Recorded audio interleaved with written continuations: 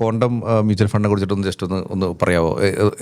എങ്ങനെ തുടങ്ങി? അല്ലാന്നുണ്ടെങ്കിൽ ജസ്റ്റ് ഒരു ആൾക്കാർക്ക് ഇപ്പോൾ ശരിക്കും ക്വാണ്ടത്തിന് മലയാളികളുടെ ഇടയിൽ കുറച്ചും കൂടി ശ്രദ്ധ വന്നിരിക്കുകയാണ്, thanks to ethical fund introduce ചെയ്തതിൻ്റെ പേരിൽ. അതിന് മുന്നും ആൾക്കാർക്ക് അറിയെങ്കിലും എനിക്ക് തോന്നുന്നു ഇപ്പോഴാണ് ആളുകൾ ക്വാണ്ടത്തിനെ കുറിച്ചിട്ട് ഭയങ്കര സീരിയസ് ആയിട്ട് സംസാരിക്കണത്. കാരണം ഇപ്പോൾ ആൾക്കാർ സംസാരിക്കുന്നുണ്ട്. ഞാൻ കഴിഞ്ഞ ദിവസം കോഴിക്കോട് ഞാനൊരു ഇസ്ലാമിക് ഒരു കോൺഫറൻസിന് പോയിരുന്നു. അപ്പോൾ അവിടെ ആളുകൾ എന്നോട്, ഇവൻ സ്ത്രീകൾ പോലും എന്നോട് ചോദിച്ചു കോണ്ടം എങ്ങനെയുണ്ട് ചോദിച്ചിട്ട്. അപ്പോൾ ഒന്ന് കോണ്ടത്തിനെ കുറിച്ചിട്ടൊന്ന് പറയാം എനിക്ക് നന്നായി. തീർച്ചയായിട്ടും. ഞങ്ങൾ 1990-കളിൽ ഇന്ത്യയിലെ ആദ്യത്തെ റിസർച്ച് ഹൗസ് ആയിട്ടാണ് തുടങ്ങിയത്. അന്ന് പല കമ്പനികൾക്കും വേണ്ടി റിസർച്ച് റിപ്പോർട്ടുകൾ എഴുതുകയായിരുന്നു ഞങ്ങൾ ആ സമയത്ത്. ഞങ്ങളുടെ ഫൗണ്ടർ അജിത് ദയാലും ആണ് ആ സമയത്ത് ആരംഭിച്ചത്. അപ്പോൾ അന്ന് ഇന്ത്യയിലെ പല പഴയ ബാങ്കുകളുടെയും ആദ്യത്തെ റിസർച്ച് റിപ്പോർട്ടൊക്കെ നോക്കിക്കഴിഞ്ഞാൽ അവരുടെ ഓഫീസിൽ ഇപ്പോഴും ക്വാണ്ടത്തിൻ്റെ റിസർച്ച് റിപ്പോർട്ട് അന്ന് വേറെ പേരിലായിരുന്നു, പക്ഷെ അത് ഉണ്ടായിരുന്നു.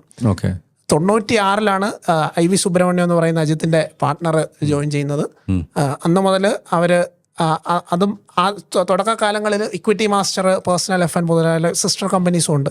അതുവഴി ഇതുപോലെ കമ്പനിയുടെ റിസർച്ച് ചെയ്യുകയായിരുന്നു. 2000-കളിൽ ഏർലി 2000s-ലാണ് ഫോറിൻ ഇൻവെസ്റ്റേഴ്സിൻ്റെ പൈസ അക്സെപ്റ്റ് ചെയ്ത് തുടങ്ങിയത്. ഇപ്പോഴും അതും ഞങ്ങളുടെ പേരൻറ് കമ്പനിയായ ക്വാണ്ടം അഡ്വൈസേഴ്സ് ആണ് ചെയ്യുന്നത്. ഈ 90-കളിൽ അജിത്തിന് പല ഗ്ലോബൽ പാർട്ട്ണർഷിപ്പും ഉണ്ടായിരുന്നു. വാൻഗാർഡ് ഇന്റർനാഷണൽ വാല്യൂ ഫണ്ടൊക്കെ അജിത്ത് മാനേജ് ചെയ്തിട്ടുണ്ട് ആ സമയങ്ങളിൽ. വാൻഗാർഡ് എന്ന് പറഞ്ഞാൽ വളരെ ലോക പ്രശസ്തമായ ഒരു ഗ്രൂപ്പാണ്. അങ്ങനെയുള്ള പിന്നെ ജാഡിങ് ഫ്ലെമിംഗ് പോലുള്ള ഗ്രൂപ്പുകളുമായിട്ടും ഒക്കെ ആ സമയത്ത് കൊളാബറേറ്റ് ചെയ്തിട്ടുണ്ട്. ആ ഒരു 90-കളിലാണ് ക്വാണ്ടത്തിന് കിട്ടിയ ഒരുപാട് ലേണിങ്സ് ഉണ്ടായിരിക്കുന്നത്. പിന്നെ അതിൽ നിന്ന് ഒരുപാട് പ്രോസസ്സുകൾ ഇമ്പ്രൂവ് ചെയ്തിട്ടുണ്ട് over a period of time. 2000-കളിൽ ഫോറിൻ ഇൻസ്റ്റിറ്റ്യൂഷൻസിൻ്റെ പൈസ മാനേജ് ചെയ്ത് തുടങ്ങി. അതിപ്പോഴും ഉണ്ട്. ഞങ്ങളുടെ പേരൻറ് കമ്പനി ക്വാണ്ടം അഡ്വൈസേഴ്സ് ചെയ്യുന്നു. 2006-ൽ ക്വാണ്ടം മ്യൂച്വൽ ഫണ്ട് ആരംഭിച്ചു. 2006-ൽ. പക്ഷേ വർഷങ്ങൾ നോക്കിക്കഴിഞ്ഞാൽ ഇപ്പോൾ ഉള്ള സൈസിനെക്കാട്ടിലൊക്കെ ഒരുപാട് 10 മടങ്ങ് ഗ്രോ ആവേണ്ടതായിരുന്നു. പക്ഷേ മാർക്കറ്റിങ്ങിൽ വളരെ ഫോക്കസ് കുറവായിരുന്നു.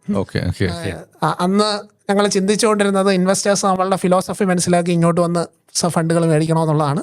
പക്ഷേ നമ്മുടെ ഇന്ത്യയുടെ മെച്യൂരിറ്റി കർവ് അതിൽ നിന്നൊക്കെ ഒരല്പം കുറവാണ്. ഇപ്പോഴും കുറച്ച് ഹാൻഡ് ഹോൾഡിങ്ങും കാര്യങ്ങളൊക്കെ പറഞ്ഞ് മനസ്സിലാക്കി വിൽക്കേണ്ട ഫിനാൻഷ്യൽ അഡ്വൈസേഴ്സിൻ്റെ ആവശ്യങ്ങളും ഒക്കെ വളരെ അധികമായിട്ടുണ്ട്.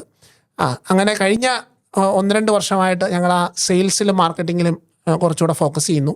കഴിഞ്ഞ വർഷം ഒരു പുതിയ CEO ജോയിൻ ചെയ്തു. അദ്ദേഹത്തിൻ്റെയും പ്രധാന ഫോക്കസ് ഇതാണ്. പക്ഷെ ക്വാണ്ടത്തിൻ്റെ ഒരു ഗ്രൂപ്പ് ഫിലോസഫി എന്ന് പറയുമ്പോൾ ഒരുപക്ഷെ ഞങ്ങൾ പലപ്പോഴും ഇൻവെസ്റ്റേഴ്സ് റിട്ടേൺ മാത്രമേ നോക്കത്തുള്ളൂ. ഞങ്ങളുടെയും മാർക്കറ്റിലും പല ഫേസുകളുണ്ട്. 2016 നോക്കിക്കഴിഞ്ഞാൽ ഞങ്ങളുടെ ക്വാണ്ടം വാല്യൂ ഫണ്ട് നമ്പർ 1 ആയിരുന്നു എല്ലാ കാറ്റഗറിയിലും. അത് ഒരു പ്രത്യേക സാഹചര്യത്തിലാണ് വന്നത്. സ്മോളും മിഡ് ക്യാപ്പും ഭയങ്കരമായിട്ട് ക്രാഷ് ചെയ്തു. മാർക്കറ്റ് കുറച്ച് റിസ്ക് കോൺഷ്യസ് ആയി ആ സമയത്താണ് ആ ഒരു റാങ്ക് 1 വന്നത്. പൊതുവെ റിസ്ക് മാനേജ്മെൻറ്റിന് കുറച്ചുകൂടെ പ്രാധാന്യം കൊടുക്കുന്നതാണ്. ഇപ്പോൾ റിട്ടേൺ എന്ന് പറഞ്ഞാൽ ഞങ്ങളുടെ ലാർജ് ക്യാപ് ഫണ്ടിൽ ഞങ്ങൾ ഒരു പുതിയ സ്റ്റോക്ക് ഇൻവെസ്റ്റ് ചെയ്യുമ്പോൾ പോലും ഞങ്ങൾ ഗ്രോസ് ലെവലിൽ 15-15.5% റിട്ടേൺ ആണ് ഞങ്ങൾ ടാർഗറ്റ് ചെയ്യുന്നത്. അതിൽ നിന്ന് എക്സ്പെൻസ് റേഷ്യോ കുറച്ചാണ് ഇൻവെസ്റ്റേഴ്സിന് കിട്ടുന്നത്.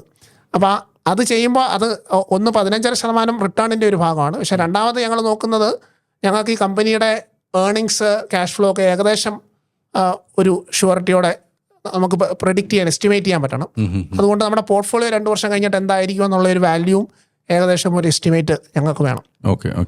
അപ്പോൾ ആ ഒരു ഇതിലാണ് ഈ 15.5% വരുന്നത്. ഇൻവെസ്റ്റേഴ്സ് പലപ്പോഴും റിട്ടേൺ മാത്രം നോക്കി ഇൻവെസ്റ്റ് ചെയ്യുന്ന ഒരു രീതിയുണ്ട്. അതിൽ നിന്നൊക്കെ തന്നെയാണ് എക്സ്റ്റെൻഡ് ചെയ്ത് വേറെ പല സ്കീമുകളിലോട്ട് പോയിരിക്കുന്നത്. ഒരു ESG സ്കീമുണ്ട്. അവിടെ ഈ പ്രകൃതി, സോഷ്യൽ ഗവർണൻസ് അങ്ങനെയുള്ള ഫാക്ടേഴ്സൊക്കെ നോക്കുക. അതായത് സൊസൈറ്റിയിൽ എന്തെങ്കിലും ബുദ്ധിമുട്ടുണ്ടാകുന്നു എന്നുള്ളത്. സ്മോൾ ക്യാപ്പിലും വന്നപ്പോഴും ആ റിസ്ക് മാനേജ്മെൻ്റ് ആണ് വളരെ പ്രൊമിനൻ്റ് ആയിട്ട് നമ്മൾ നോക്കുന്നത്. അതിലും വേറെ ചില ഫോറൻസിക് ചെക്കുകളുണ്ട്. കമ്പനി അവരുടെ റിപ്പോർട്ട് ചെയ്യുന്ന നമ്പേഴ്സൊക്കെ കറക്റ്റ് ആണോ എന്നൊക്കെ നോക്കാനായിട്ട്. അതുകൊണ്ട് തന്നെ ഈ എപ്പം മാർക്കറ്റിൽ കുറച്ച് അൺസർട്ടനിറ്റി വരുന്നു ആ സമയത്ത് ഞങ്ങളുടെ ഫണ്ടുകൾ ചിലപ്പോൾ ഒരുപക്ഷെ മുമ്പോട്ട് കയറാൻ സാധ്യതയുണ്ട്. ഈ സ്മോൾ ക്യാപ് ഫണ്ട് ഇപ്പോൾ റാങ്ക് 1 ആണ്. കാര്യം കഴിഞ്ഞ ഒരു വർഷം മാർക്കറ്റ് പൊതുവെ ഒരല്പം വീക്കായിരുന്നു. അപ്പോൾ ഒരു റിലേറ്റീവ്ലി കുറച്ച് റിസ്ക് കോൺഷ്യസ് ആയിട്ടുള്ള ഒരു പോർട്ട്ഫോളിയോ ആണെങ്കിൽ ആ ഒരു എൻവയൺമെൻറ്റിൽ സ്മോൾ ക്യാപ്പ് പോലെയുള്ള റിസ്കി ഡൊമൈനിൽ പോലും ഔട്ട് പെർഫോം ചെയ്യാൻ സാധ്യതയുണ്ട്. ഓക്കെ, എസ്പെഷ്യലി ഒരു ഫ്ലക്ച്വേഷൻ കുറച്ചുകൂടി കുറയാൻ ചാൻസ് ഉണ്ട്, ഒരു കൺസിസ്റ്റൻസി കൊണ്ടുവരാനായിട്ടുള്ള ഒരു ചാൻസ് കൂടുതലായിരിക്കാം അല്ലേ? തീർച്ചയായിട്ടും. ഞങ്ങൾ പൊതുവെ നോക്കുമ്പോൾ ഞങ്ങൾ കൺസിസ്റ്റൻസി എപ്പോഴും നോക്കുന്ന സ്റ്റാൻഡേർഡ് ഡീവിയേഷൻ. അത് ഞങ്ങളുടെ ഫണ്ട്സുകളിൽ എപ്പോഴും കുറഞ്ഞിരിക്കും. വാല്യൂ ഫണ്ട് ആണെങ്കിലും അത് കുറവായിരിക്കും. പക്ഷെ അത് നമ്മൾ വിചാരിച്ച് ചെയ്യുന്നതല്ല, പക്ഷെ അത് നമ്മൾ കൺസ്ട്രക്ട് ചെയ്യുന്ന അതിൻ്റെ ഒരു ഔട്ട്കം ആയിട്ട് വരുന്ന ഒരു സംഗതിയാണത്. ഓക്കെ, ഇവൻ പലപ്പോഴും നമ്മൾ പോർട്ട്ഫോളിയോ നോക്കുന്ന സമയത്ത് പലർക്കും നമ്മളറിയാതെ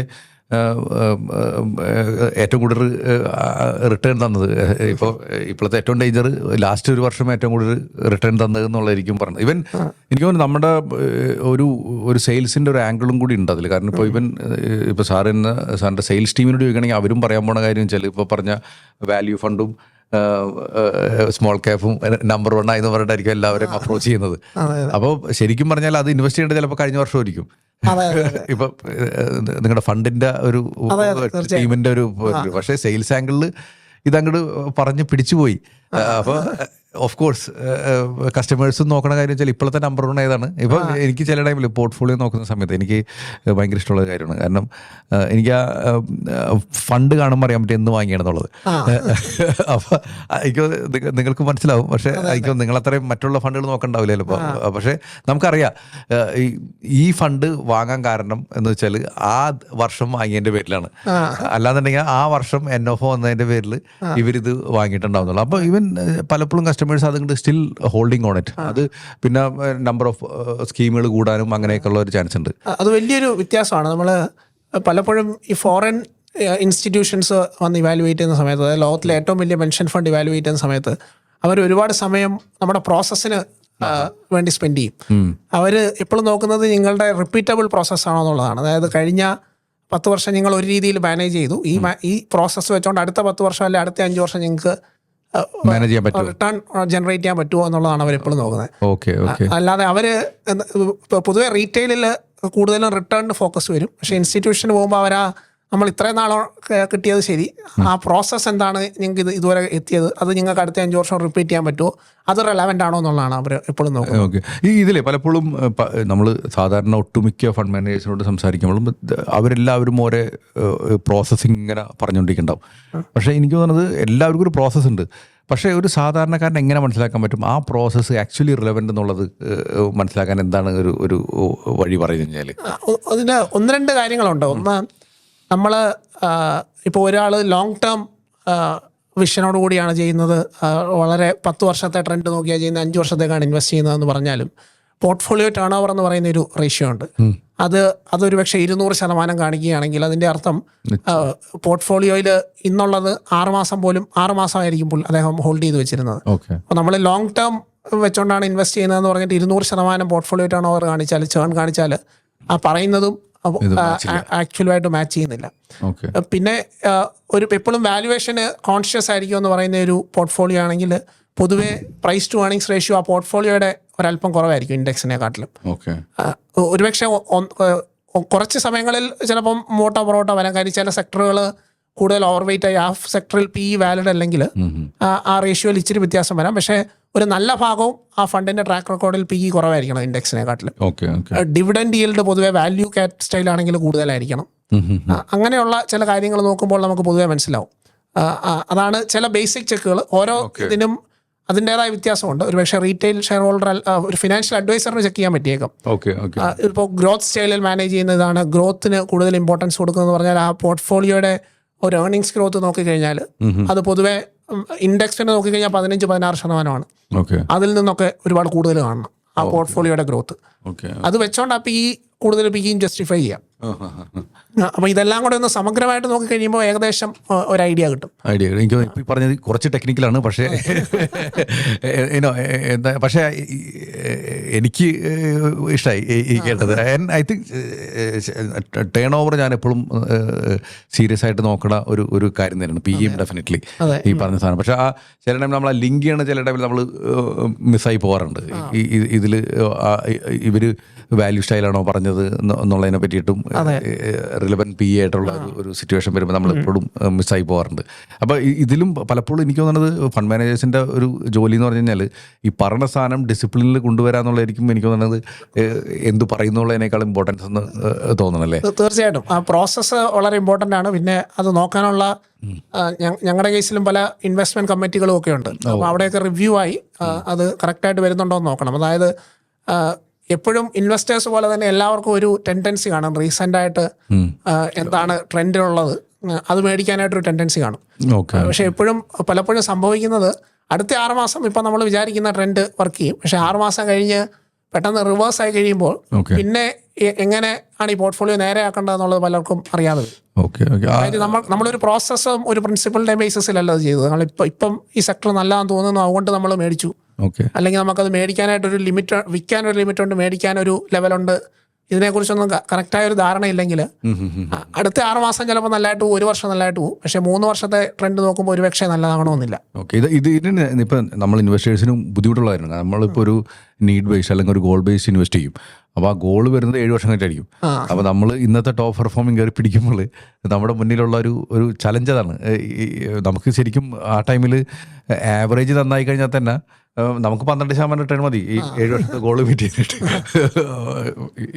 നമ്മളിപ്പോഴത്തെ 18% നമുക്ക് കയറി പിടിച്ചാൽ ഇങ്ങനെ ഒരു പ്രശ്നം ചിലപ്പോൾ നടക്കാൻ ചാൻസ്. അപ്പോൾ കോണ്ടത്തിൽ നോക്കുകയാണെന്നുണ്ടെങ്കിൽ ഇപ്പം നേരത്തെ പറഞ്ഞതിനേക്കാളല്ലാണ്ട് എന്താണ് ഒരു ക്രൈറ്റീരിയ നിങ്ങൾ നിങ്ങളുടെ ബാസ്ക്കറ്റ് ഓഫ് പോർട്ട്ഫോളിയോയിലേക്ക് കയറ്റാനായിട്ട് നിങ്ങൾക്ക് അങ്ങനെ 2-4 കാര്യങ്ങളുള്ള ഏതൊക്കെ ആയിരിക്കും പ്രധാനമായിട്ട് ഫോളോ ചെയ്യുന്ന പ്രോസസ്സുകൾ?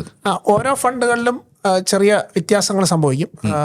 ഇതിപ്പം ക്വാണ്ടം വാല്യൂ ഫണ്ട് എടുത്തു കഴിഞ്ഞാൽ അതിൻ്റെ അകത്ത് ഞങ്ങൾ നോക്കുന്നത് അപ്സൈഡ് പൊട്ടൻഷ്യൽ എന്ന് ഞങ്ങൾ പറയും. അതായത് പുതിയതായിട്ടൊരു സ്റ്റോക്ക് മേടിക്കണമെന്നുണ്ടെങ്കിൽ അടുത്ത 2 വർഷത്തിൽ ആ സ്റ്റോക്കിൻ്റെ 2 വർഷം കഴിഞ്ഞിട്ടുള്ള വാല്യൂ നമ്മൾ എസ്റ്റിമേറ്റ് ചെയ്തു ഒരു 15-16% ഗ്രോസ് ലെവലിൽ കിട്ടണം. നെറ്റ് ലെവലിൽ ഒരു 12-13% എങ്കിലും ആ സ്റ്റോക്കിന് കിട്ടാൻ സാധ്യത ഉണ്ടാവണം. അതാണ് ഒരു ക്രൈറ്റീരിയ പുതിയതായിട്ടൊരു സ്റ്റോക്ക് മേടിക്കാനായിട്ട്. പക്ഷേ അതിൻ്റെ കൂടെ നമ്മൾ ഒരു കാര്യം കൂടെ ഇവാലുവേറ്റ് ചെയ്യും. ഇപ്പോൾ ആ കമ്പനിയിൽ സംഭവിച്ചുകൊണ്ടിരിക്കുന്നതിൽ നിന്ന് നമ്മൾ 2 വർഷം കഴിഞ്ഞിട്ട് ഓർക്കുന്ന ആ കാര്യത്തിലേക്ക്, ആ ഒരു പ്രൈസിലോട്ട് എത്താനായിട്ട് ആ കമ്പനിയിൽ എന്താണ് സംഭവിക്കേണ്ടതെന്ന് കൂടെ നമ്മളൊന്ന് മനസ്സിലാക്കിയിരിക്കണം. ഞാൻ മുമ്പേ ടെലികോമിൻ്റെ എക്സാമ്പിൾ പറഞ്ഞപ്പോൾ കോമ്പറ്റീഷൻ കുറഞ്ഞു. നേരത്തെ 10 പ്ലെയർ ഉള്ളതിൽ നിന്ന് 2-3 പ്ലെയേഴ്സായി, 3 പ്ലെയേഴ്സായി. അപ്പോൾ അവർക്ക് കുറച്ചുകൂടെ പ്രൈസ് കൂട്ടാനായിട്ടുള്ള എബിലിറ്റി ഉണ്ടെന്ന് നമുക്ക് തോന്നി. ആ ഒരു ബേസിസിലാണ് നമ്മൾ ആ സ്റ്റോക്ക് മേടിക്കുന്നത്. അപ്പോൾ അങ്ങനെയുള്ള കാരണങ്ങളോടെ നോക്കണം. അതാണ് വാല്യൂ ഫണ്ടിൻ്റെ ഒരു ഫിലോസഫി എന്ന് പറയുന്നത്, നമ്മൾ മുമ്പേ പറഞ്ഞ കാര്യങ്ങളിൽ നിന്ന് കൂടാതെ. അപ്പം ഒരുപക്ഷെ ഒരു കമ്പനി വളരെ നല്ലതായിരിക്കും, ഞങ്ങൾക്ക് വളരെ ഇഷ്ടമായിരിക്കും, അതിൻ്റെ മാനേജ്മെൻറ്റിന് ബിസിനസ് ഭയങ്കര സ്ട്രോങ് ആയിരിക്കും. പക്ഷേ ഈ വാല്യുവേഷൻ ഭയങ്കര എക്സ്പെൻസീവാണ്, നമുക്ക് ഈ 2 വർഷം കൊണ്ട് ഇത്രയും റിട്ടേൺ ഉണ്ടാക്കാൻ സാധ്യതയില്ലെന്ന് തോന്നിയാൽ ഞങ്ങൾ ആ കമ്പനി സ്കിപ്പ് ചെയ്യും. ഓക്കെ. ഇപ്പോൾ നമ്മൾ ഒരു കമ്പനിയിൽ എൻട്രി ചെയ്ത് എക്സിറ്റ് ചെയ്യണതും ഇങ്ങനെ ഒരു കേസായിരിക്കുമല്ലോ? അതെ. അപ്പോൾ അങ്ങനെ എന്തെങ്കിലും എക്സിറ്റ് ചെയ്തിട്ടുള്ള എക്സാമ്പിൾ പറയാമോ? എക്സിറ്റ് ചെയ്തിട്ടുള്ള ഒരുപാട് എക്സാമ്പിൾ ഉണ്ട്. അതായത് ഒരു ഡീസൽ ജനറേറ്റർ ഉണ്ടാക്കുന്ന ഒരു കമ്പനി ഉണ്ടായിരുന്നു. അത് കോവിഡിൻ്റെ സമയത്ത്, കോവിഡ് ക്രാഷിൻ്റെ സമയത്ത് ഞങ്ങളുടെ ബൈ ലിമിറ്റ് എന്ന് പറയും ഞങ്ങൾ, അതായത് ഈ 2 വർഷത്തിൽ ഇത്ര റിട്ടേൺ ഉണ്ടാക്കാമെന്നുള്ള ഒരു ലെവലിലെത്തി. അപ്പം ഞങ്ങൾ ആ കമ്പനി ആഡ് ചെയ്തു. കാര്യം ഞങ്ങളുടെ അന്നത്തെ ബേസിക് ആയിട്ടുള്ളൊരു അണ്ടർസ്റ്റാൻഡിങ് എന്ന് പറഞ്ഞാൽ ഡീസൽ ജനറേറ്ററാണ്, വളരെ ക്രിട്ടിക്കലായിട്ടുള്ളൊരു സാധനമാണ്. ഹോസ്പിറ്റലുകൾ അതുപോലുള്ള സംഗതികളിൽ അത് കോവിഡ് വന്നാലും എന്ത് മഹാമാരി വന്നാലും അതിൻ്റെ ഉപയോഗം കുറയാൻ സാധ്യതയില്ല. ആ കമ്പനി വളരെ എസ്റ്റാബ്ലിഷ്ഡ് ആയിരുന്നു. അങ്ങനെ നമ്മൾ പോർട്ട്ഫോളിയോയിൽ ആഡ് ചെയ്തു. പക്ഷേ ഞങ്ങൾ ഉദ്ദേശിച്ചതിലും കൂടുതൽ അപ്സൈഡ് ആ പോർട്ട്ഫോളിയോയിൽ കിട്ടി. കാര്യം കോവിഡ് നമ്മൾ ഉദ്ദേശിച്ചതിലും പെട്ടെന്ന് കമ്പനികളുടെ ലാഭങ്ങളൊക്കെ കോവിഡ് സമയത്താണെങ്കിലും ഗ്രോ ചെയ്യാൻ തുടങ്ങി. ഞങ്ങളൊരു 2 വർഷം കഴിഞ്ഞ് ഞങ്ങളുടെ ആ ഇൻഡസ്ട്രിയൽ സെക്ടർ വളരെ നല്ലതായിട്ട് ചെയ്യുന്നുണ്ടായിരുന്നു. ഈ കമ്പനിയുടെ വാല്യുവേഷനും വളരെയായിട്ട് കൂടുന്നുണ്ടായിരുന്നു. പക്ഷേ ഞങ്ങൾക്ക് ജസ്റ്റിഫൈ ചെയ്യാവുന്നതിലും അപ്പുറത്തേക്ക് അതിൻ്റെ വാല്യുവേഷൻ കൂടിയ സമയത്ത് ഞങ്ങളത് എക്സിറ്റ് ചെയ്തു. കമ്പനി വളരെ നല്ലതായിട്ട് ചെയ്യുന്ന ഒരു സമയത്ത് തന്നെയാണ് ഞങ്ങളത് വിറ്റത്. പക്ഷേ ഞങ്ങൾ ആ കമ്പനിക്ക് എത്ര രൂപ കിട്ടുമെന്ന്, ഞങ്ങൾ എത്ര രൂപയ്ക്ക് അത് ട്രേഡ് ചെയ്യാമെന്ന് ഞങ്ങൾ ഉദ്ദേശിച്ച ഒരു വിലയെക്കാട്ടിലും മേലോട്ട് പോയപ്പോൾ അത് ഞങ്ങൾ ട്രിം ചെയ്തു. ഓക്കെ. ഇപ്പോൾ നമ്മൾ ഇപ്പോൾ ഇതിൽ പറയുന്നത്, ഇനി ഞാൻ ഇതിൽ പ്രധാനപ്പെട്ട ഒരു കാര്യം കൂടി നമ്മുടെ ഓഡിയൻസിന് ഇഷ്ടപ്പെടാൻ കാരണം ഉണ്ടാവണം വെച്ചാൽ ക്വാണ്ടം എത്തിക്കൽ ഫണ്ടിനെ കുറിച്ചാണ്. അപ്പോൾ നിങ്ങളുടെ ഒരു പ്രിൻസിപ്പളാണ് ESG നിങ്ങൾ ഫോളോ ചെയ്യണത്. അപ്പോൾ ESGയിൽ നിങ്ങൾ എന്തൊക്കെയാണ്, കാരണം എസ്പെഷ്യലി ESG എനിക്ക് തോന്നുന്നത് നമ്മൾ ഇന്ത്യയിൽ ESG ഫണ്ടുകൾ വന്ന ടൈമിൽ ഭയങ്കര പ്രതീക്ഷയോടെ വന്നത്. ഈവൻ എനിക്ക് ഓർമ്മയുണ്ട്, അന്ന് മോർണിംഗ് സ്റ്റാറൊക്കെ ഭയങ്കരമായിട്ട് എഴുതിയിരുന്നു ഈ അമേരിക്കയിലൊക്കെ US ESG ഭയങ്കരമാണ്, അപ്പോൾ ഇന്ത്യയിൽ ഇനി അടുത്ത ട്രെൻഡ് ESG ആണ്. പക്ഷേ എനിക്ക് ആ ഒരു ട്രെൻഡ് ഇവിടെ പിക്ക് ചെയ്തില്ല എന്ന് തോന്നുന്നു. ഇന്ത്യയിൽ. എനിക്ക് തോന്നുന്നു അത്രയും കമ്പനികൾ ഇവിടെ ഇല്ലാത്തതാണോ എന്താ കാരണം എന്ന് മനസ്സിലായില്ല. അല്ല അതോ എനിക്ക് തോന്നുന്നു ഓഡിയൻസിനും അത്ര ഒരു ESG കൺസേൺ അല്ലാന്ന് തോന്നുന്നു ഇവിടെ. എനിക്ക് തോന്നുന്നു അവിടെ കുറച്ചും കൂടി ആൾക്കാർ ESG സ്പെസിഫിക് ആയിട്ട് നോക്കി ഇൻവെസ്റ്റ് ചെയ്യുന്ന ആൾക്കാർ എനിക്ക് തോന്നുന്നു അടുത്ത ജനറേഷൻ ചിലപ്പോൾ നോക്കാൻ ചാൻസ് ഉണ്ട്. കാരണം എനിക്കിപ്പോൾ ഞാൻ സ്കൂളിൽ പോയിട്ട് സംസാരിക്കുന്ന ടൈമിൽ പിള്ളേർ ചോദിക്കുന്ന ഒരു ചോദ്യം ഉണ്ടായിരുന്നു, ഈ കമ്പനി ഗ്ലോബൽ വാർമിങ്ങിന് പ്രശ്നം ഉണ്ടാവുന്ന കമ്പനിയാണ്, എസ്പെഷ്യലി ഈ വലിയ ഇൻഡസ്ട്രി ആയിട്ടുള്ള കമ്പനികളൊക്കെ. അപ്പോൾ പിള്ളേർ ചോദിക്കുകയാണ് ഇത് പ്രശ്നമാകുന്നുള്ളൂ. പക്ഷേ നമ്മുടെ ഏജിലുള്ള ആരും അങ്ങനെ ചോദിക്കണം ഞാൻ കേട്ടിട്ടില്ല. അപ്പോൾ എന്താണ് ESGയിൽ നിങ്ങൾ ചെയ്യാൻ ഉദ്ദേശിക്കുന്നത്? ESG യൂറോപ്പിൽ ഇപ്പോഴും വളരെ ട്രെൻഡിങ് ആയിട്ട് പോയിക്കൊണ്ടിരിക്കുന്നു. അവിടുത്തെ ഇൻവെസ്റ്റേഴ്സിന് താല്പര്യമുണ്ട്. പക്ഷേ US ESGയുടെ റിലവൻസ് ഒരല്പം കുറഞ്ഞിരിക്കുകയാണ് ഈ ഒരു സമയത്ത്. അപ്പോൾ ESGയിൽ നമ്മൾ പ്രധാനമായിട്ടും നോക്കുന്നത് എൻവയൺമെൻറ്റ്, സോഷ്യൽ ഗവർണൻസ് ആണ് അതിൻ്റെ എക്സ്പാൻഷൻ എന്ന് പറയുന്നത്. ഒന്ന്, പ്രകൃതിയെ അമിതമായിട്ട് പ്രഷർ കൊടുക്കാതിരിക്കുക, അധികം അമിതമായിട്ട് പ്രശ്നങ്ങൾ പ്രകൃതിക്ക് ഉണ്ടാക്കാതിരിക്കുക. അപ്പോൾ നമ്മളിപ്പോൾ ഒരു സിമെൻറ്റ് കമ്പനി നോക്കിയാലും അതിൻ്റെ പ്ലാന്റ് ഇരിക്കുന്നത് ആ പ്ലാന്റ് ഉള്ള ലൊക്കേഷനുകളിൽ അവർ നമ്മുടെ ഗ്രൗണ്ട് വാട്ടറിനെ ഒരുപാട് എക്സ്പ്ലോയിറ്റ് ചെയ്യുന്നുണ്ടോ എന്ന് നമ്മൾ നോക്കും. ഭയങ്കര വാട്ടർ സ്ട്രെസ്ഡ് ആയിട്ടുള്ള ഏരിയയിൽ നിന്ന് പിന്നെ വെള്ളം എടുക്കുകയാണെങ്കിൽ അത് നമ്മൾ ESGയുടെ ഒരു മെട്രിക്സിൽ അത് എൻവയൺമെൻറ്റ് ഫാക്ടറിൽ അത് നെഗറ്റീവായിട്ട് വരും. സോഷ്യൽ, അതിൻ്റെ ചുറ്റുമുള്ള സമൂഹങ്ങൾ, അതിൻ്റെ അവിടുത്തെ ജോലി ചെയ്യുന്ന ജീവനക്കാരെയൊക്കെ നല്ല രീതിയിൽ ട്രീറ്റ് ചെയ്യുന്നുണ്ടോ എന്ന് നോക്കുക. പിന്നെ ഗവർണൻസിൽ നോക്കുന്നത് കമ്പനിക്കൊരു ബോർഡ് കാണും. ആ ബോർഡ് എന്തുമാത്രം ഇൻഡിപെൻഡൻ്റ് ആണ്, നമ്മുടെ ഫൗണ്ടേഴ്സിൻ്റെ സുഹൃത്തുക്കൾ തന്നെയാണ് അവിടെ ഇരിക്കുന്നത്, ഏതെങ്കിലും രീതിയിൽ കമ്പനിയുമായിട്ട് ബന്ധപ്പെട്ടവർ തന്നെയാണ് അവിടെ ഇരിക്കണമെന്നുണ്ടെങ്കിൽ ഒരുപക്ഷെ ആ ഡയറക്ടേഴ്സ് അത്ര ഇൻഡിപെൻഡൻ്റ് ആയിട്ട് ആ ഷെയർ ഹോൾഡേഴ്സിൻ്റെ നല്ല വെൽഫെയറിന് വേണ്ടി ആക്ട് ചെയ്യണമെന്നില്ല. അപ്പോൾ ഇങ്ങനെയുള്ള കാര്യങ്ങളാണ് അവിടെ പ്രധാനമായിട്ടും ശ്രദ്ധിക്കുന്നത്. ഇതെല്ലാം ഒരു പല രീതിയിലുള്ള റിസ്ക് മാനേജ്മെൻറ്റ് ടെക്നിക്സാണ്. പക്ഷേ അതിൽ നിന്ന് ഇൻവെസ്റ്റേഴ്സ് എപ്പോഴും ശ്രദ്ധിക്കേണ്ട ഒരു കാര്യം, ഈ ESG പോലുള്ള ഇതിൽ ഒരുപക്ഷെ വളരെ പൊള്യൂട്ടിംഗ് ആയിട്ടുള്ള കോള് ഉൽപ്പാദിപ്പിക്കുന്ന ഒരു കമ്പനി ഒരുപക്ഷെ അതിൽ കാണണമെന്നില്ല. സിമെൻറ്റിൻ്റെ കമ്പനികൾ ചിലത് കാണും വളരെ നല്ലതായിട്ട് എമിഷനും സോഷ്യൽ ഫാക്ടറും ഒക്കെ നോക്കുന്നവർ. പക്ഷേ അവിടെയും ഇൻഡസ്ട്രിയൽ കമ്പനീസ് അത്രയും കാണണമെന്നില്ല, ഈ സിമെൻറ്റ് ഉൽപ്പാദിപ്പിക്കുന്ന കമ്പനികൾ. അപ്പോൾ ഏതെങ്കിലും ഒരു മാനുഫാക്ചറിങ് ബൂം വരികയാണ്, അതുകൊണ്ട് മാർക്കറ്റ് മേലോട്ട് പോവുകയാണെങ്കിൽ ഒരുപക്ഷെ ESG തീം അതിൽ പാർട്ടിസിപ്പേറ്റ് ചെയ്യണമെന്നില്ല. അപ്പോൾ അതിൻ്റേതായ ഒരു സ്വഭാവ വ്യത്യാസങ്ങൾ എപ്പോഴും കോഗ്നിസൻ്റ് ആയിരിക്കണം. ഓക്കെ. ഇപ്പോൾ നമ്മൾ ഈ കോണ്ടത്തിൽ എത്തിക്കൽ ഫണ്ട് വന്നു. ഇപ്പം ഇന്ത്യയിലത്തെ മൂന്നാമത്തെ എത്തിക്കൽ ഫണ്ടാണ്, ETF കൂടി മൈനസ് ചെയ്യണമെന്നുണ്ടെങ്കിൽ. അപ്പോൾ എന്താണ് നിങ്ങൾ സ്പെസിഫിക് ആയിട്ട് എത്തിക്കൽ ഫണ്ടിൽ ചെയ്യാൻ ഉദ്ദേശിക്കുന്നത്? അതെ, ഈ ESG ഫണ്ട് എന്ന് പറയുന്നത് ഈ എൻവയൺമെൻറ്റ്, സോഷ്യൽ ഗവർണൻസ് നോക്കി ഞങ്ങൾ എല്ലാ കമ്പനികൾക്കും ഒരു ഇൻറ്റഗ്രിറ്റി സ്കോർ എന്ന് പറയും. അതായത് നമ്മളിപ്പം ഏർണിങ്സ് വെച്ചുകൊണ്ട് ഏറ്റവും നല്ല കമ്പനി ഇപ്പം ഒരുപക്ഷെ PE കുറവാണെന്ന് നമ്മൾ പറയും. PE 10 ആണെങ്കിൽ നല്ല ഔട്ട്ലുക്ക് ഉണ്ടെങ്കിൽ ആ കമ്പനി മേടിക്കാമെന്ന് പറയും. പക്ഷേ ESGയുടെ ഈ പല ഫാക്ടേഴ്സ് വെച്ചുകൊണ്ട് കമ്പൈൻ ചെയ്ത് ഞങ്ങളുടെ ഒരു മോഡലുണ്ട്. അത് വെച്ചുകൊണ്ട് ഇൻറ്റഗ്രിറ്റി സ്കോർ വരും. അപ്പോൾ അതിലേറ്റവും നല്ല ഇൻറ്റഗ്രിറ്റി സ്കോറുള്ള കമ്പനികളാണ് ESG പോർട്ട്ഫോളിയോയിൽ വരുന്നത്. ആ ഇൻറ്റഗ്രിറ്റി സ്കോറാണ് ഞങ്ങൾ എത്തിക്സിൻ്റെ ഒരു ഈക്വലൻ്റായിട്ട് ഞങ്ങൾ കൺസിഡർ ചെയ്യുന്നത്. അപ്പോൾ ആ എത്തിക്സ് നല്ല രീതിയിലുള്ള കമ്പനികൾക്ക് ഇൻറ്റഗ്രിറ്റി സ്കോറും കൂടുതലായിരിക്കണം എന്നുള്ള ഒരു ബേസിക് അസംഷനിലാണ് നമ്മൾ പോകുന്നത്. അതിൽ നമ്മൾ ഷെറിയ പ്രിൻസിപ്പിൾസും നമ്മൾ ഓവർലേ ചെയ്തിട്ടുണ്ട്. അതായത് ഇൻട്രസ്റ്റ് ഷെറിയ പ്രിൻസിപ്പിൾ അനുസരിച്ച് പാടില്ല. അപ്പോൾ ഇൻട്രസ്റ്റ് കൊടുക്കുന്നതും വാങ്ങുന്നതും തെറ്റാണ്. ക്യാഷ് ഉള്ളതും നമ്മൾ ക്യാഷായിട്ട് തന്നെ വെക്കും.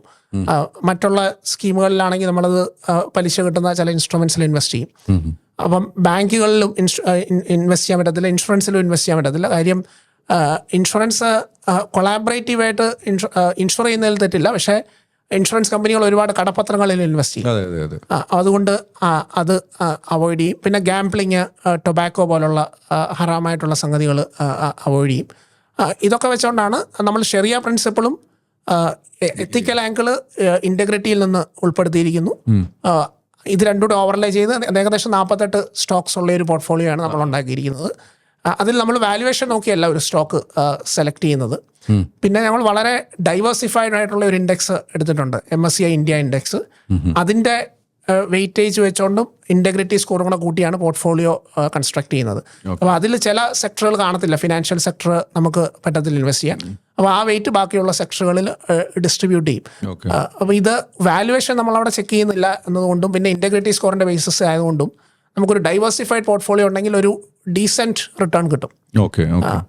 അതാണ് ലോങ് ടേമിൽ ഉള്ള ലക്ഷ്യം. ബട്ട് ഞങ്ങൾ നിഫ്റ്റി 500 ഷെറിയ ഇൻഡെക്സുമായിട്ട് ഒരുപക്ഷെ താരതമ്യം ചെയ്താൽ അത് കുറച്ചുകൂടെ കോൺസെൻട്രേറ്റഡ് ആയിട്ടുള്ള ഒരു ഇൻഡെക്സ് ആണ്. അതിൽ IT-ൽ ചിലപ്പോൾ 25% വെയിറ്റ് ഉണ്ട്.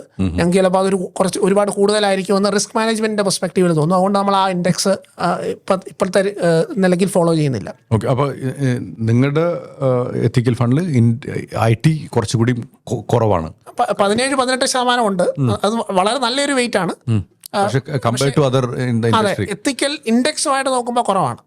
അല്ലാതെ ഇൻഡിവിജ്വൽ പോർട്ട്ഫോളിയോ നോക്കിയാൽ 18% IT-ക്ക് നല്ല വെയിറ്റ് ആണ്. അപ്പോൾ ശരിക്കും ഒരു ഡൈവേഴ്സിഫൈഡ് പോർട്ട്ഫോളിയോ എന്നുള്ള രീതിയിൽ നോക്കുകയാണെന്നുണ്ടെങ്കിൽ മറ്റുള്ള എത്തിക്കൽ ETF ഒക്കെ ഇൻവെസ്റ്റ് ചെയ്യുന്നതിനേക്കാളും ഒരു ഓവർലാപ്പിംഗ് കുറവായിട്ടുള്ളൊരു ഫണ്ടായിട്ട് വേണമെന്നുണ്ടെങ്കിൽ ഇതിനെ കൂട്ടാം. തീർച്ചയായിട്ടും അങ്ങനെ വരാം. കാര്യം ഞങ്ങൾ ഇച്ചിരി ഒരു ബ്രോഡ് ഇൻഡെക്സ് ആണ്. 164 സ്റ്റോക്കുള്ള ഒരു ഇൻഡെക്സ് നോക്കിയാണ് ഇത് കൺസ്ട്രക്ട് ചെയ്യാൻ തുടങ്ങുന്നത്. അതിന്റെ sectoral breakup, stock selection, integrative സ്കോറും ഷെറിയ പ്രിൻസിപ്പിൾസൂടെ കമ്പൈൻ ചെയ്താണ് നമ്മളെപ്പോഴും ചെയ്യുന്നത്. ഓക്കെ, ഇപ്പോൾ ശരിക്കും എത്തിക്കൽ ഫണ്ടിൽ ഇൻവെസ്റ്റ് ചെയ്യുമ്പോൾ ഇത് സാറ് എങ്ങനെ പറയണമെന്നുള്ളത് നോക്കണം. പക്ഷെ എന്നാലും ജെന്യുവൻ ക്വസ്റ്റ്യനാണ് ഇപ്പോൾ കസ്റ്റമേഴ്സിന് പറയണമെന്നുണ്ടെങ്കിൽ എത്ര കിട്ടുന്നുള്ളത്. കാരണം ഇപ്പോഴത്തെ ഒരു സിറ്റുവേഷനിൽ ഇപ്പോൾ മാർക്കറ്റിൽ നമ്മൾ പറയണമെന്നുണ്ടെങ്കിൽ ഏകദേശം ഒരു 12%, 15% ഒക്കെ ആവറേജ് കിട്ടുന്നുണ്ടെന്നുള്ളതാണ് നമുക്കൊരു 5 years 7 years ട്രാക്ക് റെക്കോർഡ് നമുക്ക് കാണിക്കണം. എസ്പെഷ്യലി ETF ബേസിലൊക്കെ ഇൻവെസ്റ്റ് ചെയ്യണമെന്നുണ്ടെങ്കിൽ. അപ്പോൾ ആ ഒരു കമ്പാരിസൺ നോക്കുകയാണെന്നുണ്ടെങ്കിൽ ഇതിന് ഒരു നിഫ്റ്റിനെ മാച്ച് ചെയ്യാനായിട്ട് ചാൻസ് ഉണ്ടോ ഒരു 7 years?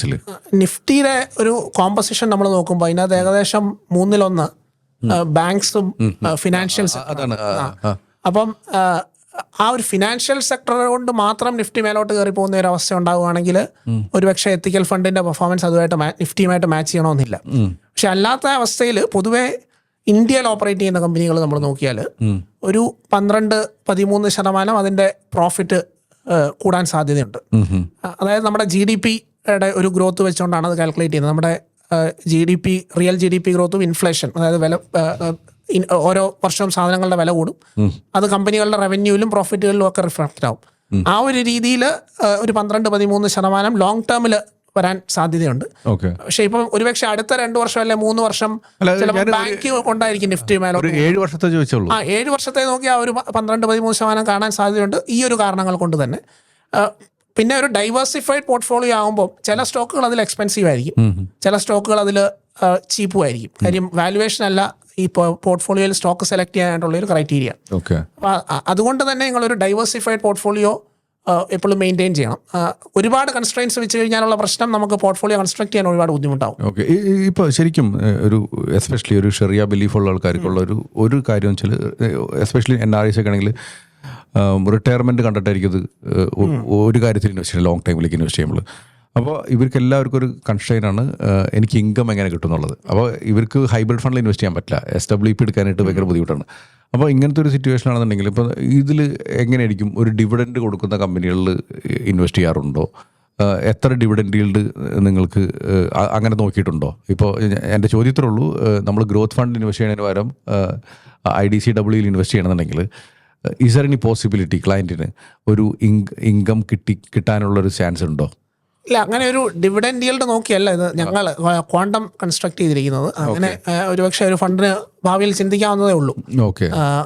ഞങ്ങൾ ഇൻവെസ്റ്റ് ചെയ്യുമ്പോൾ ഒരു പോർട്ട്ഫോളിയോ കൺസ്ട്രക്ട് ചെയ്യുമ്പോൾ ഒരുപാട് റെസ്ട്രിക്ഷൻസ് നമ്മൾ അതിൽ വെച്ച് കഴിഞ്ഞാൽ നമുക്ക് ഒരുപക്ഷെ 45-50 സ്റ്റോക്ക് സെലക്ട് ചെയ്യാൻ ബുദ്ധിമുട്ടാവും. അതുകൊണ്ട് ഇവിടെ ഇന്റഗ്രിറ്റിയുടെ ഒരു ലെയർ ഉണ്ട്, അതിന്റെ കൂടെ ഷെറിയയുടെ ഒരു ലെയറും ഉണ്ട്. അതുകൊണ്ട് അതിനധികമായിട്ട് ഡിവിഡൻഡ് ഈൽഡിന്റെ ഒരു ഡയമെൻഷൻ ഞങ്ങൾ കൺസിഡർ ചെയ്തിട്ടില്ല. കാരണം ഞാൻ ഈ ഒരു ഇൻകം ആംഗിളിൽ ഞാനൊരു പേഴ്സണൽ ഫിനാൻസിൽ നോക്കുകയാണെങ്കിൽ കസ്റ്റമറിന്റെ ഒരു ആവശ്യമുണ്ടല്ലോ. അപ്പോൾ ഇതിൽ ക്ലിയർ ആയിട്ട് പറഞ്ഞിട്ടുണ്ടെങ്കിൽ വെൽത്ത് ക്രിയേഷൻ ആണ് ലക്ഷ്യം എന്നുണ്ടെങ്കിൽ this A good fund. Especially ഒരു 5 to 7 years പ്ലസ് നോക്കുകയാണെങ്കിൽ ഒരു നല്ലൊരു പോർട്ട്ഫോളിയോ ആയിട്ട് കൺസിഡർ ചെയ്യണമെങ്കിൽ നല്ലതായിരിക്കും. പിന്നെ വേറെ ഒരു പ്രശ്നം, നമ്മൾ ഒരു 50 സ്റ്റോക്ക് നല്ല ഡിവിഡൻഡ് ഈൽഡും നല്ല കമ്പനികളും നോക്കി കണ്ടുപിടിക്കാനും വളരെ ബുദ്ധിമുട്ടാണ് ഇപ്പോഴത്തെ ഒരു അവസ്ഥയിൽ. ഓക്കെ ഇല്ല, പക്ഷേ എന്നാലും ഇതൊരു നല്ലൊരു മെത്തേഡാണ്. കാരണം ഇപ്പോൾ നമ്മുടെ നാട്ടിൽ പലപ്പോഴും പറ്റിക്കൊണ്ടിരിക്കുന്ന കാര്യം വെച്ചാൽ ഒരു ഇൻട്രസ്റ്റ് കിട്ടുന്ന കമ്പനികളിൽ ഇൻവെസ്റ്റ് ചെയ്യണം, അല്ലാന്നുണ്ടെങ്കിൽ FDയിൽ ഇൻവെസ്റ്റ് ചെയ്യാൻ പറ്റില്ല, ഇൻഷുറൻസിൽ ഇൻവെസ്റ്റ് ചെയ്യാൻ പറ്റില്ല, ഹൈബ്രിഡ് ഫണ്ടുകളിൽ ഇൻവെസ്റ്റ് ചെയ്യാൻ പറ്റില്ല, മ്യൂച്വൽ ഫണ്ടിൽ ഇൻവെസ്റ്റ് ചെയ്യാൻ പറ്റില്ല. ആ ഒരു ആംഗിളിൽ നോക്കുകയാണെങ്കിൽ ഇവർ ഒരു ഇന്ത്യൻ ഗ്രോത്ത് സ്റ്റോറിയിൽ നിന്ന് കംപ്ലീറ്റ്ലി മിസ്സാവാണ്. അതെ അപ്പോൾ ഇങ്ങനത്തെ ഒരു ഫണ്ടിൻ്റെ ഒരു ആവശ്യം ഭയങ്കര റിലവൻറ്റുമാണ് ഇപ്പോഴത്തെ ഒരു, എസ്പെഷ്യലി നമ്മുടെ കേരളത്തിൽ നോക്കുകയാണെന്നുണ്ടെങ്കിൽ നല്ലൊരു ഡിമാൻഡ് ഈ ഒരു കാര്യത്തിലുണ്ട് തീർച്ചയായിട്ടും നോക്കുകയാണെന്നുണ്ടെങ്കിൽ. അപ്പോൾ ഈ കോണ്ടത്തിൽ എത്തിക്കൽ ഫണ്ടിൽ ഇൻവെസ്റ്റ് ചെയ്യുമ്പോൾ ഒരു കാര്യം എന്ന് വെച്ചാൽ ഒന്ന് ESG പ്രിൻസിപ്പിൾസ് നോക്കുന്നുണ്ട്, അപ്പോൾ ഇൻറ്റഗ്രിറ്റി ചെക്ക് നടക്കുന്നുണ്ട്. പിന്നെ വരുന്നത് ഫിൽട്ടർ വരുന്നത് ഷെറിയ പ്രിൻസിപ്പിൾസ് വരുന്നുണ്ട്. പിന്നെ നിങ്ങളുടെ ഫണ്ട് മാനേജ്മെന്റ് സ്കില്ലും കൂടി വരുമ്പോൾ ഇതാണ് ഒരു യുണീക്നെസ് ആയിട്ട് പറയാൻ പറ്റുന്ന ഒരു കാര്യം. തീർച്ചയായിട്ടും. പിന്നെ ഇതിന് എക്സ്റ്റേണൽ ബോഡീസ് വന്ന് കംപ്ലൈൻസ് ചെയ്യുന്നുണ്ട്. Shiriya cap advisers doctor Shariq സാറിന്റെ പോഡ്കാസ്റ്റിൽ തന്നെ വന്നിരുന്നു. ഞാൻ അവരാണ് ഇത് ഈവൻ ശരിക്കും എനിക്കറിഞ്ഞോളൂ ഇത് പറയാൻ പറ്റുന്നുള്ളൂ. പക്ഷേ ഞാൻ ഷാരിഖ് സാറിന് ഞാൻ സാറിൻ്റെ കാര്യം പറയുന്നു, കോണ്ടത്തിൻ്റെ കാര്യം. അപ്പോൾ എന്നോട് പറഞ്ഞ കാര്യം വെച്ചാൽ ഇത് ശരിക്കും പറഞ്ഞു കഴിഞ്ഞാൽ ESG എന്ന് പറഞ്ഞു കഴിഞ്ഞാൽ തന്നെ ഷെറീനേക്കാളും കുറച്ചും കൂടി സ്ട്രോങ് ആയിട്ട് ഇത് നോക്കണ കാര്യമാണ്. ഡെഫിനറ്റ്ലി ബാങ്ക് ഉണ്ട്, പക്ഷേ ആ ഇൻറ്റഗ്രിറ്റി ചെക്ക് ഷെറീനേക്കാളും കുറച്ചും കൂടി ശക്തമായിട്ട് സ്റ്റോക്ക് മാർക്കറ്റിനെ ഫിൽട്ടർ ചെയ്യുന്നതാണ് അദ്ദേഹത്തിൻ്റെ ഒരു അഭിപ്രായം. വളരെ നല്ലൊരു പുതിയൊരു ഇൻഫർമേഷൻ ആണ്. അല്ല ആള് കാരണം വെച്ചാൽ ഷെറിയ എന്ന് പറഞ്ഞു കഴിഞ്ഞാൽ സ്റ്റോക്ക് സെലക്ഷൻ വേണ്ടിയിട്ടല്ല ഉണ്ടാക്കിയിരിക്കണത്, ഇത് അവരുടെ ബിലീഫിനെ മാത്രമുള്ള ഉദ്ദേശിക്കുന്നത്. പക്ഷേ ഇത് കുറച്ചും കൂടിയും ഒരു എൻവയോൺമെന്റും സോഷ്യലും ഗവർണൻസ് എന്ന് പറയുമ്പോൾ ഒരു കമ്പനിയുടെ ക്ലീനിങ് കൂടിയാണല്ലോ ഇതിൽ നോക്കുന്നത്. അതാണ് ബേസിക് ആയിട്ട് നമ്മൾ നോക്കുന്നത്. പിന്നെ പലപ്പോഴും എല്ലാ കാര്യങ്ങളും ഇപ്പോഴും നമുക്ക് പിടിക്കാൻ ഒത്തുമെന്ന് പറഞ്ഞോന്നില്ല. പക്ഷേ ഒരു 99% നമ്മുടെ റിസർച്ചിലൂടെയും ഗ്രൗണ്ട് ചാനൽ ചെക്കിലൂടെയും ഒക്കെ മനസ്സിലാക്കാൻ സാധിക്കേണ്ടതാണ്. ഓക്കെ, ഇത് ശരിക്കും ഒരു ഷെറിയ പോയിന്റ് ഓഫ് വ്യൂല് നല്ലൊരു ഇൻവെസ്റ്റേഴ്സ് ഉണ്ട് ഈ ഒരു. ഇതിലുള്ള ഏറ്റവും വലിയ ഗുണം വെച്ചാൽ SIP ഒക്കെ ആയിട്ട് ഇൻവെസ്റ്റ് ചെയ്യുമ്പോൾ ഈ ഒരു ലാൻഡ് വാങ്ങണമെന്നുണ്ടെങ്കിൽ എങ്ങനെയെങ്കിലും ഒരു 10-50 ലക്ഷം ഒപ്പിക്കണം. ഇത് EMI അടയ്ക്കണതിന് പകരം 25,000 രൂപ അല്ലെങ്കിൽ ഒരു 5,000 രൂപ വെച്ചിട്ട് SIP ഇട്ട് കഴിഞ്ഞാൽ തന്നെ എന്തെങ്കിലും ഒരു എന്താ പറയുക 50 ലക്ഷത്തിലേക്കും 1 കോടിയിലേക്കൊക്കെ എത്തിക്കാൻ പറ്റും ഏതൊരു സാധാരണക്കാരനെ സംബന്ധിച്ച് പറഞ്ഞാൽ. അതിലൊരു സാധ്യതയുണ്ട്, ഭയങ്കരമായിട്ട് സാധ്യത നമുക്ക് പറയാൻ പറ്റുള്ളൂ. അപ്പോൾ വെരി ഗുഡ്. ഒത്തിരി നമ്മൾ ഡിസ്കസ് ചെയ്തു കുറേ കാര്യങ്ങൾ. അപ്പോൾ ഇതിൽ എന്താണ് നമ്മുടെ ഒരു സാധാരണ ഈ നമ്മുടെ വീഡിയോ കാണുന്ന സാറിനും അറിയാൻ പറ്റും, ഇതിൽ കൂടുതലും വളരെ സീരിയസ് ആയിട്ട് അത്യാവശ്യം നമ്മുടെ ശമ്പളത്തിൽ നിന്നോ അല്ലാന്നുണ്ടെങ്കിൽ വരുമാനത്തിൽ നിന്നോ കുറച്ച് പൈസ മാറ്റി വെച്ച് നാളെ ഒരു ഭാവിക്ക് വേണ്ടിയിട്ട് വെൽത്ത് ക്രിയേറ്റ് ചെയ്യാൻ ആഗ്രഹിച്ചിട്ട് കണ്ടുകൊണ്ടിരിക്കുന്ന ആൾക്കാരാണ് ഇതിൽ ഉള്ളത്. എന്നാൽ സ്റ്റോക്ക് മാർക്കറ്റിനോട് താല്പര്യമുള്ള ആൾക്കാർ, അവർക്ക് എന്തായിരിക്കും സാറിൻ്റെ ഒരു ഫൈനൽ അഡ്വൈസ് കൊടുക്കാനുള്ളത്? എനിക്ക് ഫൈനലായിട്ട് പറയാനുള്ളത്, ഒരിക്കലും നമ്മൾ എപ്പോഴും നമ്മളൊരു സ്റ്റോക്ക് കണ്ടുവന്ന് ഇഷ്ടപ്പെട്ട് കഴിഞ്ഞാൽ കുറച്ച് ഓവർ കോൺഫിഡൻ്റ് ആവുന്ന ഒരു രീതിയുണ്ട്. അപ്പോൾ വളരെ ഒരു ഡൈവേഴ്സിഫൈഡ് പോർട്ട്ഫോളിയോ ഒക്കെ ലോകത്തിലെ ഏറ്റവും വലിയ എൻഡോമെൻറ്റ്സ് അല്ലെ പെൻഷൻ ഫണ്ട് ഒരുപാട് പൈസ മാനേജ് ചെയ്യാനുള്ളവർ പോലും പല മാനേജേഴ്സിനെ വെക്കും. കാര്യം ഒരാളും ഒരിക്കലും എപ്പോഴും ശരിയാകണമെന്നില്ല. അതുകൊണ്ട് വളരെ ഡൈവേഴ്സിഫൈഡ് ആയിട്ടുള്ള ഒരു പോർട്ട്ഫോളിയോ വെക്കുക. എന്തുകൊണ്ട് ഷെയർ മേടിക്കുന്നു അല്ലെ എന്തുകൊണ്ടൊരു ഫണ്ട് മേടിക്കുന്നു എന്നുള്ളത് കുറച്ചുകൂടെ പഠിച്ചിട്ട് ചെയ്യുകയാണെങ്കിൽ നമുക്കത് ബിഹേവ് ചെയ്യുമ്പോൾ നമുക്കും ഇച്ചിരി മച്ചുവറായിട്ട് റിയാക്ട് ചെയ്യാൻ പറ്റും. അല്ലെങ്കിൽ ഒരുപക്ഷെ സ്റ്റോക്ക് 20% താഴോട്ട് പോയപ്പോൾ നമ്മൾ ചെയ്തത് ശരിയായില്ല എന്ന് പറഞ്ഞ് വിറ്റ് കഴിഞ്ഞാൽ അതൊരു പക്ഷേ നമ്മുടെ എൻഡ് റിസൾട്ട് വളരെ മോശമാവാൻ സാധ്യതയുണ്ട്. ഓക്കെ, ഇവൻ എനിക്ക് ശരിക്കും പറഞ്ഞാൽ ഇപ്പോൾ നമ്മുടെ പണിക്ക് എന്താണ് റിലവൻസ് ഞാൻ എപ്പോഴും നോക്കാറുണ്ട്, എസ്പെഷ്യലി ഇപ്പോഴത്തെ ഒരു ചാറ്റ് GPT എല്ലാ കാര്യത്തിലും. അപ്പോൾ ഞാൻ സാറിനോട് കഴിഞ്ഞ പ്രാവശ്യം കണ്ടപ്പോൾ ഞാൻ ചോദിച്ചിരുന്ന ഒരു ചോദ്യമാണ്, ഈ പറയുന്ന വലിയ ഫണ്ട് ഹൗസസ് എല്ലാവർക്കും അവരുടെ അടുത്ത് തന്നെ ഉണ്ട് team, then why they come to you എന്നുള്ളൊരു ചോദ്യം വെരി റിലവൻറ്റ്. അപ്പോൾ ശരിക്കും എപ്പോഴും അവർക്ക് എപ്പോഴും ഒരു ഡിഫറെൻറ്റ് പെർസ്പെക്റ്റീവ് കിട്ടേണ്ട ആവശ്യം ഉണ്ടാവാം. ഇതൊരു വലിയ കാര്യം. അത് തന്നെ ആയിരിക്കും എനിക്ക് തോന്നുന്നു പുറമേയുള്ള ആൾക്കാർ ഇന്ത്യയിലേക്ക് നോക്കുന്ന സമയത്ത് നിങ്ങളെപ്പോലത്തെ ആൾക്കാരെയൊക്കെ കൺസിഡർ അല്ലേ? തീർച്ചയായിട്ടും. പക്ഷെ എനിക്കൊരു വാല്യൂ ബെൻഡ് ഉണ്ട് നമ്മുടെ ട്രെയിനിങ് കൊണ്ട് ഇത്രയും നാളും ജോലി ചെയ്തതുകൊണ്ടും ഒക്കെ. അപ്പോൾ എന്നോടൊരു പക്ഷേ ഒരു 70 PE അല്ലെ 80 PE ഉള്ള ഒരു സ്റ്റോക്ക് മേടിക്കാൻ പറഞ്ഞാൽ ഞാൻ കംഫർട്ടബിൾ അല്ല. പക്ഷേ മാർക്കറ്റിൽ ഫേസുകളുണ്ട് അത് നല്ലതായിട്ട് ചെയ്യുന്നത്. 2017 മുതൽ 20 വരെ നോക്കി അങ്ങനെയുള്ള സ്റ്റോക്കുകൾ നല്ലതായിട്ട് ചെയ്ത സമയമാണ്. അപ്പോൾ അതുകൊണ്ട് തന്നെ പല ചിന്താഗതിയിലുള്ള ആൾക്കാരുടെ കൂടെ ഇൻവെസ്റ്റ് ചെയ്യുന്നതും വളരെ നല്ലതാണ്. Okay, thank you so much sir. ഇത് ഒത്തിരി പേഴ്സണലി ഞാൻ ഒത്തിരി ലേൺ ചെയ്തു.